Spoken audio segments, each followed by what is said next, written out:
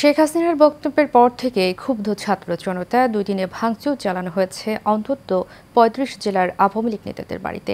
আগুন দেওয়া হয়েছে সাবেক রাষ্ট্রপতি আব্দুল হামিদের কিশোরগঞ্জের বাড়িতেও। বিভিন্ন স্থানে গুড়িয়ে দেওয়া হয় আওয়ামী লীগের কার্যালয় ও শেখ মুজিবুর রহমানের মোরাল। প্রতিনিধির পাঠানো তথ্য ছবিতে বিস্তারিত জানাচ্ছেন রাশেদ আগুন।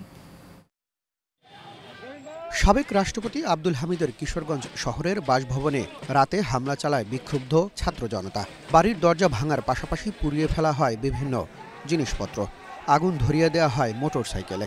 একই জেলায় গুড়িয়ে দেওয়া হয় আওয়ামী লীগের কার্যালয়।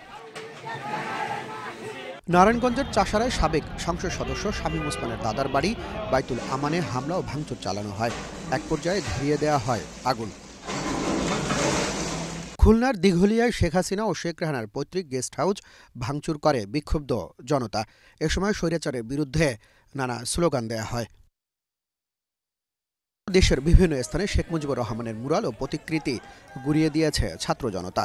আর বগুড়া, গাইবান্ধা, ভোলা ও টাঙ্গাইলের কয়েকটি স্থানে আওয়ামী লীগের কার্যালয় ভাঙচুর করা হয়। Rashed Akun, Asian television.